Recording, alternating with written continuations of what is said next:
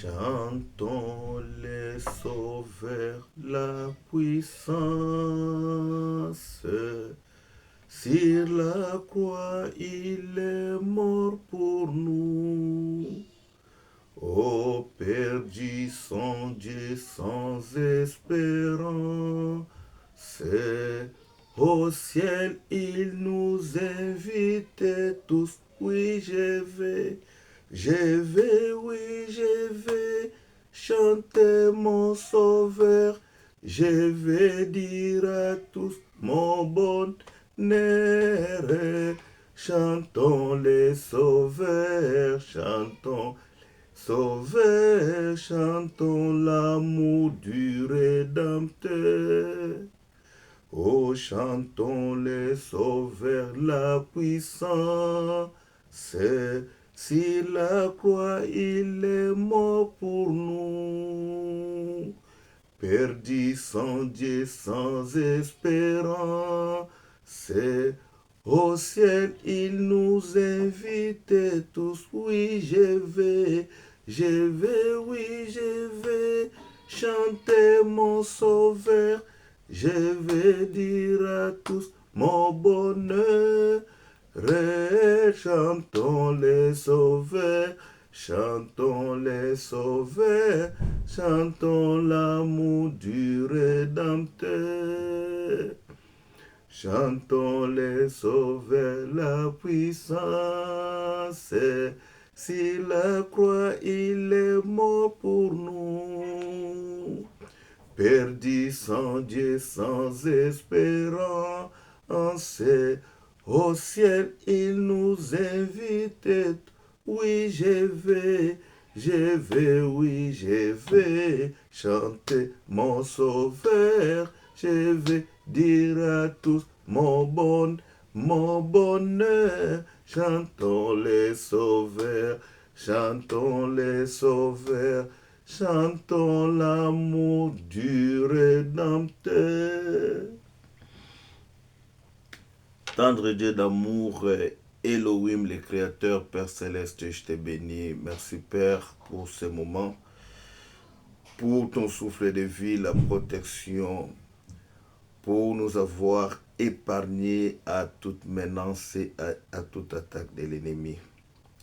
Papa, bénis l'oreille, bénis le cœur qui va te recevoir. À toi l'honneur, la gloire et la puissance par le nom puissant de Jésus-Christ. Gloire à l'agneau, gloire, gloire, gloire, gloire à Jésus-Christ et gloire à toi. Mes frères et sœurs dans le Seigneur, soyez bénis au nom de Jésus-Christ. C'est vraiment pour moi une joie de me présenter encore devant vous. Comme je vous ai dit que tant que Dieu nous accorde son souffle de vie, si nous avons un moment, on ne manquera pas à venir parler de la part du Seigneur, puisque c'est grâce à lui que nous vivons. C'est grâce à lui, il nous a créés à son image. Il nous a pas créé un animal, un arbre, mais il nous a créé des créatures à qui lui-même il fait confiance, à qui lui-même, pour faire l'homme, il avait dit, faisons l'homme à notre image et à notre ressemblance. C'est votre bien-aimé, Nzemampe Ewan Israël, de l'éternité, les sceaux du cœur, les sceaux de l'éternel, les réserves de Yehoshua Hamashiach. Mes frères et sœurs, je suis venu pour partager avec vous une pensée de Dieu. J'ai intitulé ce message « Les calendriers de l'Éternel ». Donc nous allons lire dans le livre de Daniel, Daniel chapitre 9, les versets 24 à 27. Je lis au nom de Jésus-Christ. 70 semaines ont été déterminées sur ton peuple et sur ta sainte ville pour clore la transgression et pour en finir avec les péchés et pour faire propitiatoire pour l'iniquité, pour introduire la justice des siècles et pour sceller la vision et les prophètes, et pour oindre les saints des saints. Et sache et comprends, depuis la sortie de la parole pour rétablir et rebâtir Jérusalem, jusqu'au Messie, les princes, il y a 7 semaines et 62 semaines, la place et le fossé seront rebâtis, et cela en des temps de troubles. Et après les 62 semaines, le Messie sera retranché et n'aura rien, et le peuple du prince qui viendra détruira la ville et les lieux saints. Et à la fin, en sera avec débordement, et jusqu'à la fin, il y aura guerre, un décret de désolation. Et il confirmera une alliance avec la multitude pour une semaine, et au moitié de la semaine, il fera cesser les sacrifices et l'offrande, et à cause de la protection des abominations, il y aura un désolateur. Et jusqu'à ce que les consomptions et ce qui décrété soient versés sur les désolés. Amen. Je voulais partager avec vous la pensée, comme je l'ai intitulé le calendrier de l'Éternel. Ici, c'est notre bien-aimé Daniel, quand il a prié, compte tenu de la situation qu'eux vivaient à Babylone à l'époque, puisqu'ils étaient des esclaves. Mais la Bible dit, quand Daniel a lu les livres du prophète Jérémie, il avait compris que le temps était déjà écoulé. Donc, il devait logiquement rentrer en Israël. C'est là où il a commencé à prier, et Dieu a fait grâce à Daniel pour lui donner toutes ces révélations que nous sommes en train de voir. Je pense que quelqu'un dira que c'est écrit au peuple de Daniel, puisque Daniel était juif. Je vais prendre un exemple pour montrer que ça nous concerne aussi une partie de la prophétie. Je prends Daniel chapitre 12, le verset 4. Que dit la Bible? Et toi, Daniel, cache les paroles et scelle les livres jusqu'au temps de la fin. Plusieurs courront ça et là, et la connaissance sera augmentée. Donc ici, le Seigneur a bien dit à Daniel de garder les livres et de sceller pour les temps de la fin. Donc, il y a la partie de la prophétie qui nous concerne, puisque les temps de la fin, ce n'est pas seulement Israël, mais c'est nous aussi, les nations. Nous sommes concernés pour ce temps de la fin. Mais la parole nous dit que il y avait 70 semaines. Et Daniel parle encore de 62 semaines. Et il dit, il y aura une semaine où ils vont faire des alliances. Et la moitié de la semaine, il y aura des désolations. Mes frères, je vous ai parlé, par la grâce de Dieu, dans nos vidéos précédentes, j'avais parlé de l'enlèvement de l'Église. Et je vous ai dit que l'enlèvement va se faire et personne ne saura que le Seigneur est venu pour récupérer les 5 sages, vierges sages. Puisque le monde va continuer à vivre à son rythme. Et c'est là où l'Antichrist va se manifester après le départ de l'Église. Je peux prendre l'ombre pour expliquer. vous allez voir que la Bible nous dit par exemple que vers la fin, où il y aura le diable ou l'antichrist viendra d'abord imposer, dire aux gens que la paix. Il va donner beaucoup de signaux où le monde, les gens vont croire que non, c'est lui, l'homme de la situation, et après, il va se dévoiler. Et quand nous regardons l'ombre dans la Bible, nous allons voir que Enoch, comme il marchait avec l'Éternel, il était enlevé. Mais après Enoch, nous avons vu, il y avait les déluges, où Noé était sauvé avec sa famille. Donc ça sera le même type d'exemple que les vierges sages montent à la rencontre de l'époux et les folles qui vont rester. Et ça va se faire pendant la moitié de la semaine. Puisque pendant la moitié de la semaine, l'église va partir.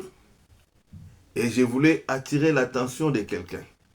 Quand on parle de l'église, ça ne sera pas seulement nous les nations. Puisqu'il y aura aussi une partie d'Israël. Pourquoi j'ai dit ça? Puisque Paul dit dans Thessaloniciens, il a dit, premièrement, les morts en Christ vont ressusciter. Or, quand on parle de morts en Christ, nous voyons d'Étienne. Il avait reçu le Seigneur. Et tous ses disciples de Matthieu, ils étaient quoi? Des pierres, des martyrs. Donc, eux, ils vont ressusciter. Il y aura aussi des morts chez nous, les nations. Ceux qui ont marché avec le Seigneur vont ressusciter ensemble.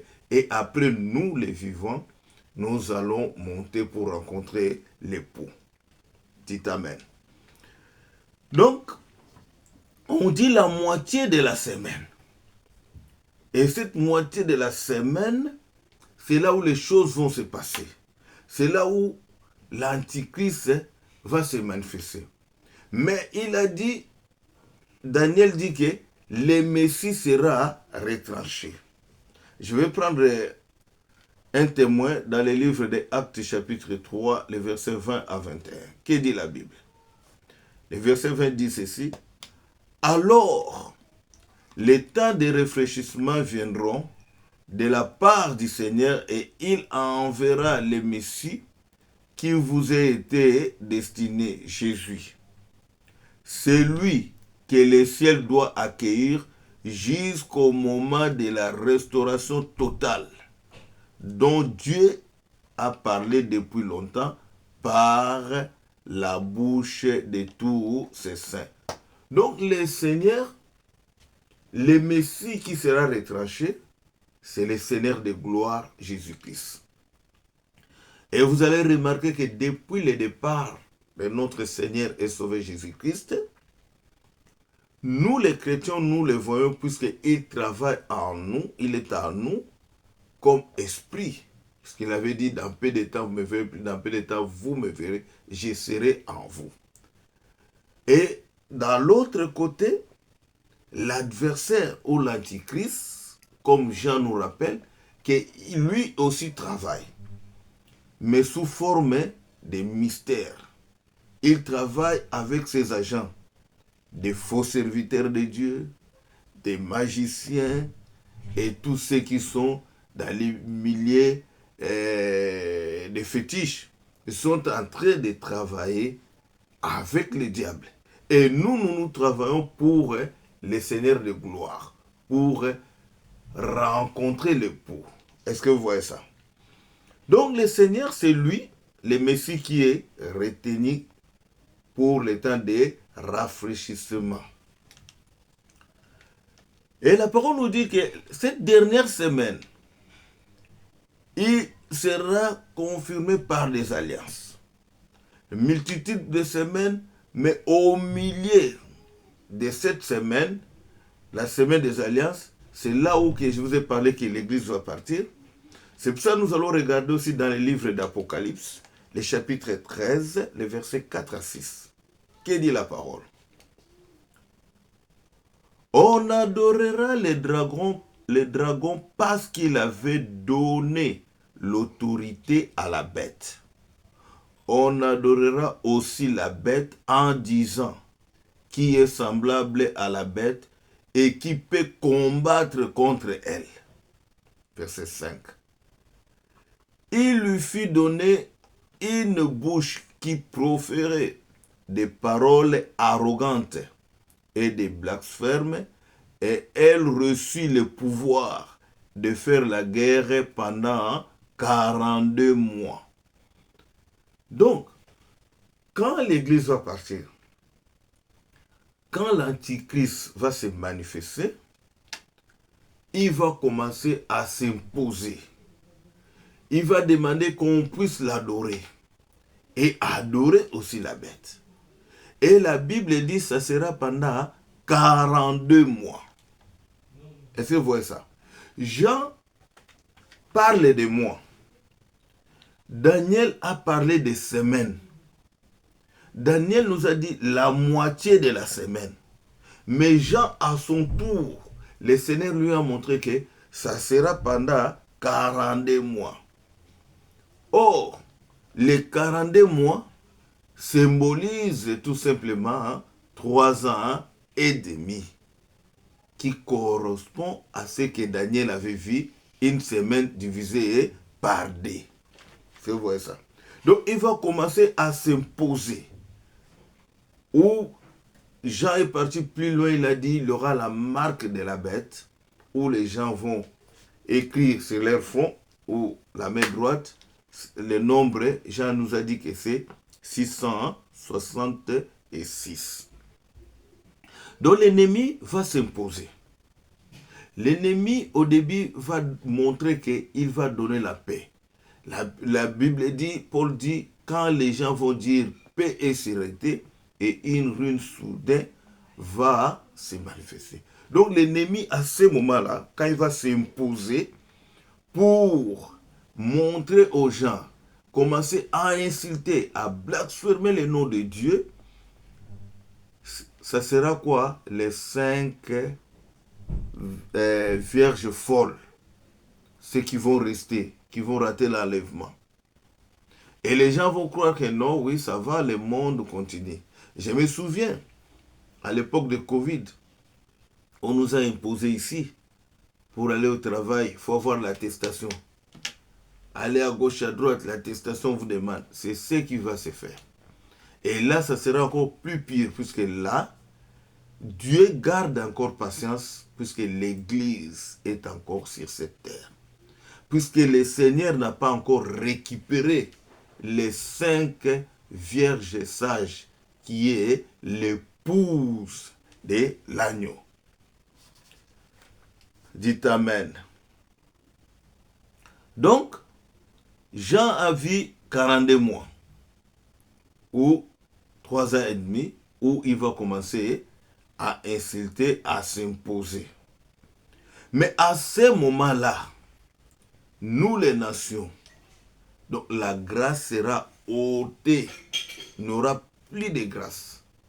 Quand tu vas commencer à prier au nom de Jésus, on peut même t'arrêter. On va te fouetter, on peut te tuer.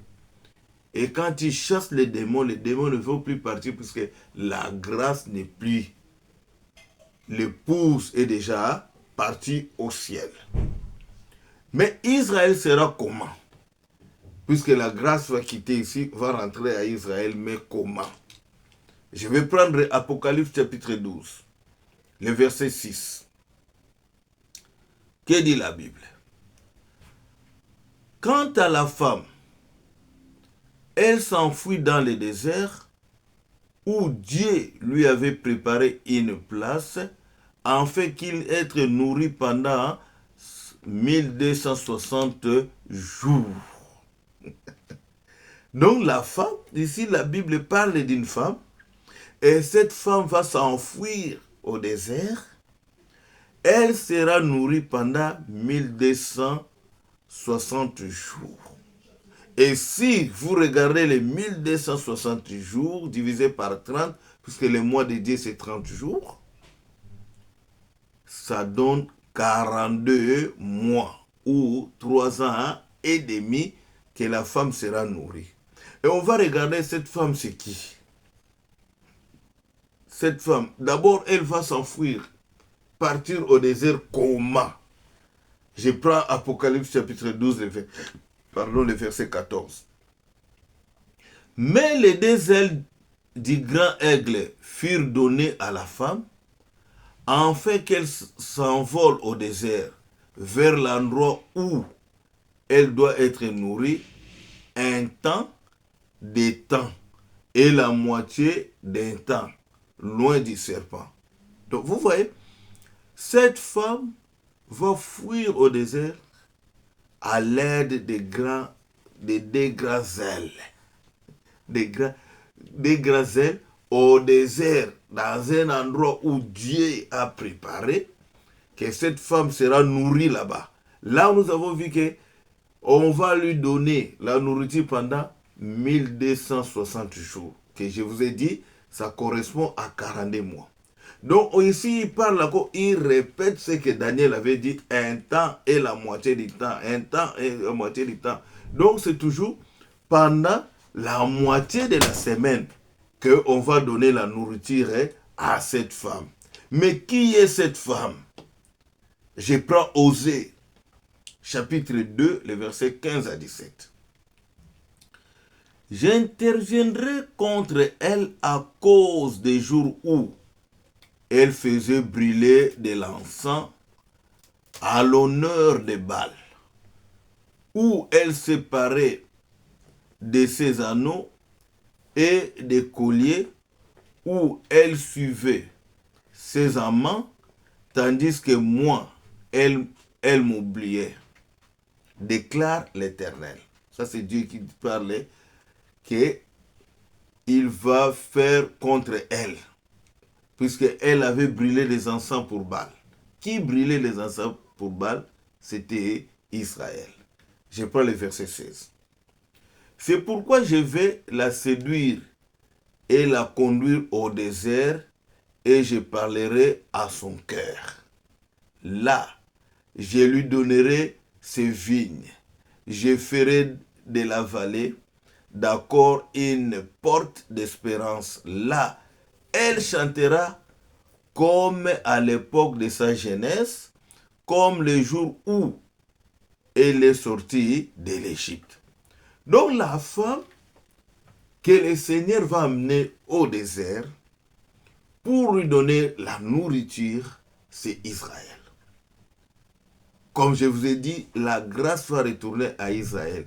Et cette grâce sera donnée, ou la nourriture qui est la grâce, qui va donner à la femme cette nourriture.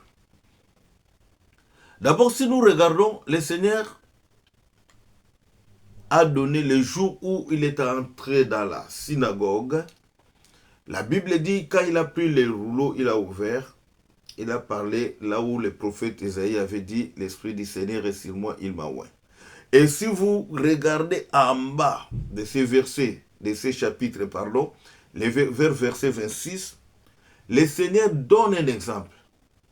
Il a dit, il y avait plusieurs veuves en Israël. Mais Élie est parti dans le territoire de Sidon, donc à Sarepta, chez une veuve pour lui donner à manger. Donc, remarquez l'exemple que le Seigneur a pris. Il a pris quoi? L'exemple d'Élie. Quand Élie a fermé le ciel en Israël, il a dit sinon à ma parole. Que disait la parole? Si vous désobéissez à l'Éternel votre Dieu, il peut fermer le ciel. Donc, Élie a appliqué. Le ciel était fermé en Israël. Et Élie est parti vers la veuve de Sarepta. D'abord, il était dans le Torah en train de manger, où les corbeaux venaient le matin et le soir pour lui donner à manger. À un moment, le Torah était sec. Il est sorti de là, Dieu lui a orienté d'aller chez la veuve de Sarepta. Le Seigneur voulait parler de lui-même. Parce qu'il est venu en Israël, Israël l'ont pas reconnu comme leur Messie. Il a tourné le dos, comme Paul disait que vous étiez indignes pour ça, et nous avons tourné le dos vers les nations. Le départ d'Élie vers la veuve de Sarepta, qui représente l'Église, en Israël, rien n'est resté. Je vais prendre un exemple dans Matthieu chapitre 23, les versets 37 à 38. Que dit le Seigneur lui-même? Jérusalem, Jérusalem, toi qui tues les prophètes et qui lapides ceux qui te sont envoyés. Combien de fois je voulais rassembler tes enfants comme une poule rassemble ses poussins sous ses ailes, et vous ne l'avez pas voulu. Voici que votre maison vous sera laissée déserte. Donc, le départ d'Élie vers la veuve de Sarepta, Israël est resté déserte, Icabod. Et il n'y avait plus rien. Et je m'étonne quand je vois même les chrétiens qui paient leurs billets pour aller épouser l'eau des Jourdain, pour aller à les murs de lamentation, toucher. Dieu n'est plus là-bas. À ce moment, le ciel est fermé. À ce moment, Israël est aveuglé. Donc, ils attendent quand les 5 vierges sages vont partir.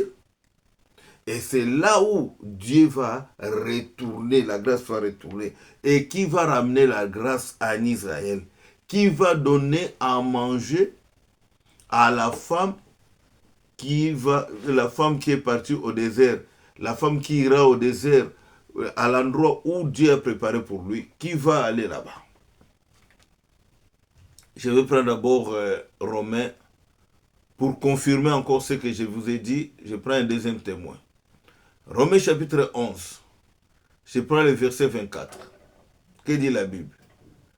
Si toi, tu as été coupé à l'olivier sauvage auquel tu appartenais, par nature et greffé contrairement à la nature sur l'olivier cultivé, à plus forte raison, eux seront-ils greffés conformément à leur nature sur leur propre olivier.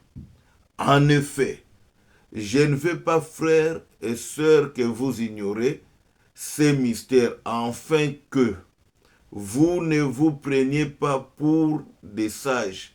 Une partie d'Israël est tombée dans l'endurcissement jusqu'à ce que l'ensemble de nos juifs soit entré. Donc, ici, Paul représente l'arbre et dit Israël a été dégreffé de l'arbre. Mais nous avons pris la place. C'est pour expliquer cette grâce, ce mouvement. Mais le Seigneur va encore greffer Israël sur l'arbre qui porte la racine est portée par qui? Par lui-même Dieu. Donc, l'Israël va rentrer. C'est ça le retour de la grâce en Israël.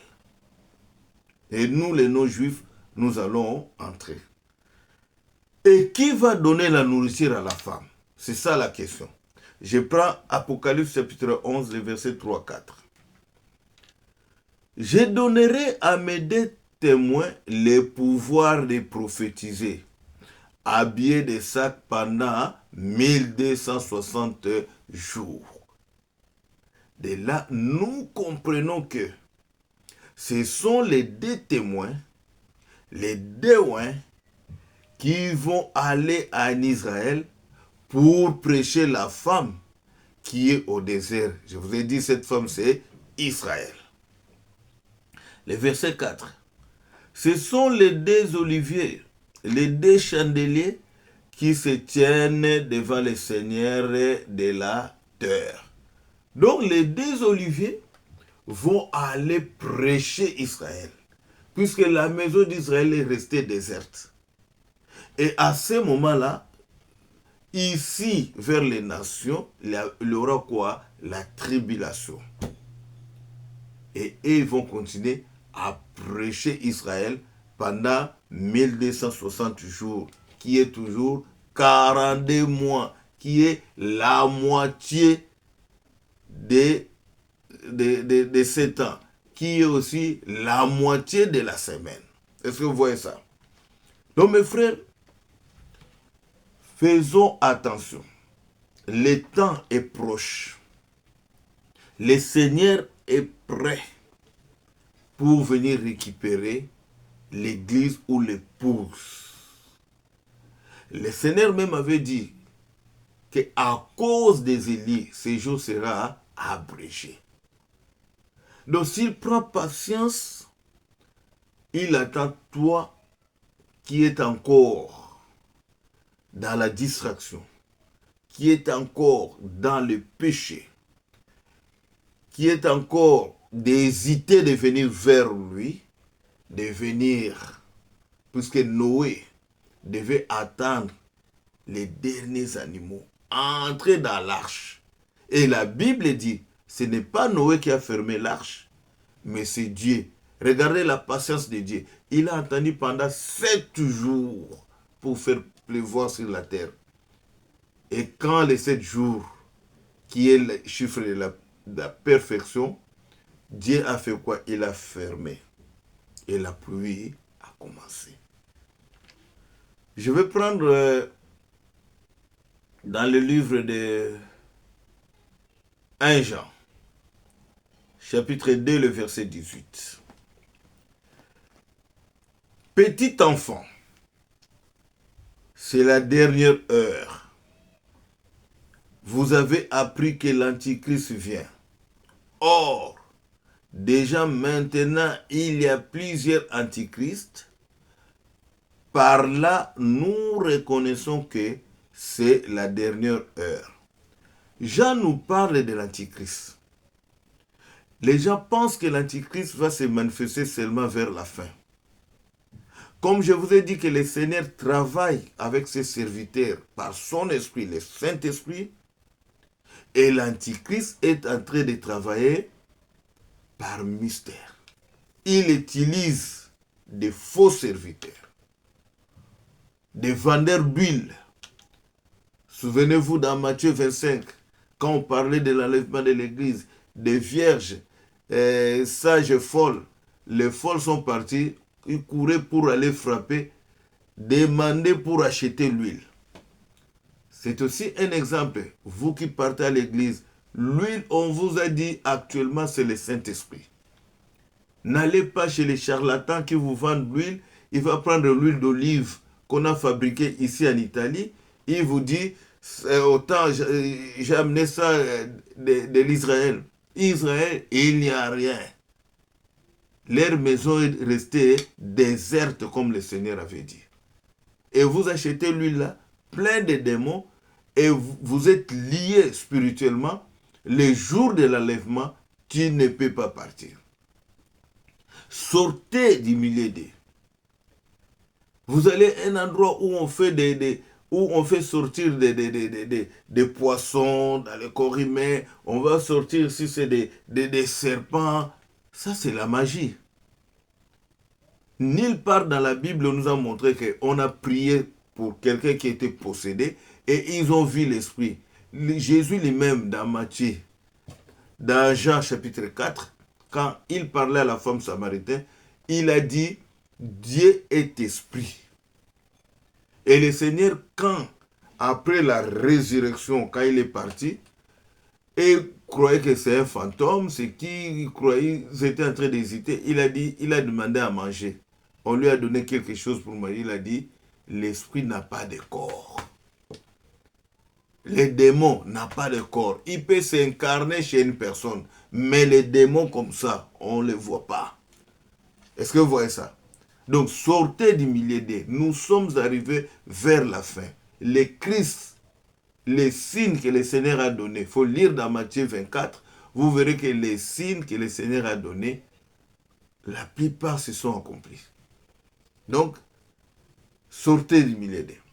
Aujourd'hui, le diable est en train, l'antichrist est en train de travailler par mystère, par les faux prophètes. Ils prophétisent que des choses terrestres.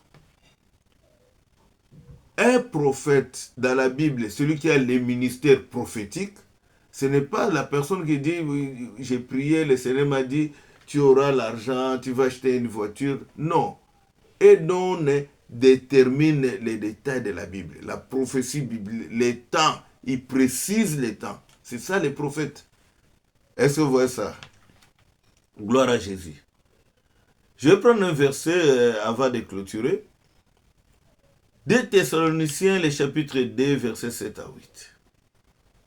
Je vais lire au nom de Jésus. Car les mystères d'iniquité opèrent déjà. Seulement, celui qui retient maintenant le fera jusqu'à ce qu'il soit loin.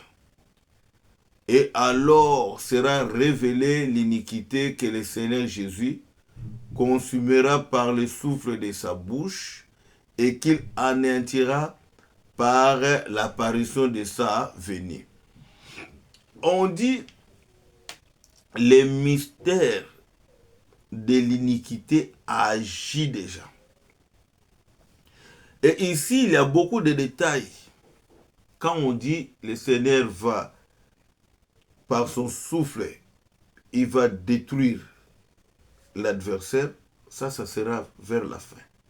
Il y a plusieurs étapes. Après l'enlèvement, il y a la tribulation. Il y a Satan qui sera lié pendant 1000 ans. Il y a le retour de Jésus, bataille d'Armageddon. Il y a le jugement de Jésus. Il y a le tribunal de Jésus, il y a le tribunal de Dieu, où on va juger même Israël aussi. Et le trône blanc, où le jugement dernier va se faire. Donc dans tout ça, le Seigneur va nous aider à parler. Soyez branchés. Comme je vous demande à tout moment, mes frères et sœurs, priez pour nous, lisez la Bible, likez nos vidéos, partagez nos vidéos, abonnez-vous. Parce que quand on regarde la vidéo, vous voyez que beaucoup, les gens, ils ont regardé, mais ils n'ont pas liké. Peut-être qu'ils n'ont même pas partagé. C'est le moment de partager. Nous avons beaucoup de choses à parler de la part du Seigneur, mais avec votre soutien, avec vos prières, vos remarques aussi, puisque c'est une chaîne, nous avons un numéro de téléphone pour ceux qui ont des problèmes, peuvent nous contacter et on va implorer la grâce de Jésus et le Seigneur va agir. Vraiment que le Seigneur vous bénisse. Au nom puissant de Jésus-Christ. Amen.